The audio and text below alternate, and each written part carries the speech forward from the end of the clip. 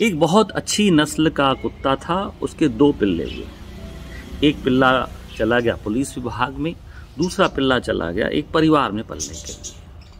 दोनों का जीवन धीरे धीरे कट रहा था। पुलिस विभाग वाला जो कुत्ता था, पिल्ला था, उसको सिर्फ ट्रेनिंग दी गई चोरों को पकड़ने के लिए, सूंघने के लिए, कड़ी मेहनत कराई गई। और दूसरा पिल्ला जो था अपने मालिक की सुरक्षा तो करता था अब, लेकिन परिवार में भी हर सदस्य से घुल मिल गया, उसने प्यार मोहब्बत बहुत सीख लिया।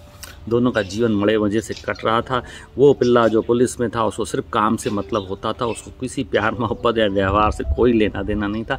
लेकिन दूसरा कुत्ता जो पल रहा था वो बड़े ठाठ से पल रहा था, प्यार मोहब्बत और व्यवहार तो था ही जीवन में, मालिकों की सुरक्षा भी होती रहती थी। 10 साल के बाद दोनों के जीवन में एक घटना घटी। पुलिस वाले विभाग के कुत्ते को रिटायरमेंट दे दिया गया कि अब हमारे ये किसी काम का नहीं है, और उसकी बोली का आह्वान किया गया। उसको कोई खरीदने को तैयार नहीं हो रहा था। एक व्यक्ति ने दया दिखा करके 500,000 रुपये में उसको खरीद लिया। और दूसरा कुत्ता जो घर में पल रहा था वो एक दिन अचानक गुम हो जाता है। मालिक बहुत परेशान होता है, घर वाले सारे उदास हो जाते।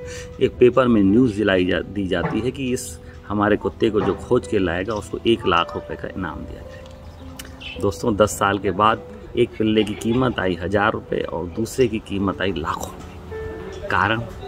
कारण ये है कि उसने सिर्फ काम किया, उसने कोई व्यवहार नहीं पाला, उससे किसी का भी लगाव नहीं हुआ और उसकी कीमत कौड़ियों में हो गई।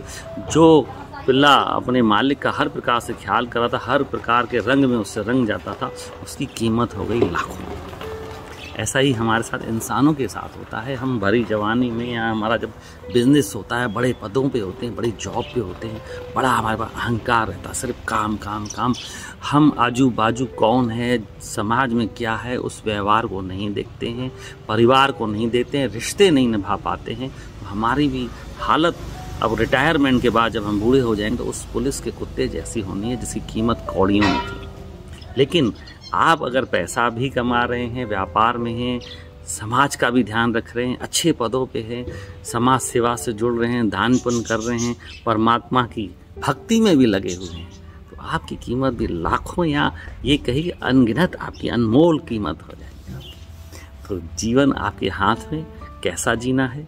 आप अपने जीवन को खुद अनमोल बना सकते हैं या आप अपने जीवन को कौड़ियों के भाव में कर सकते हैं।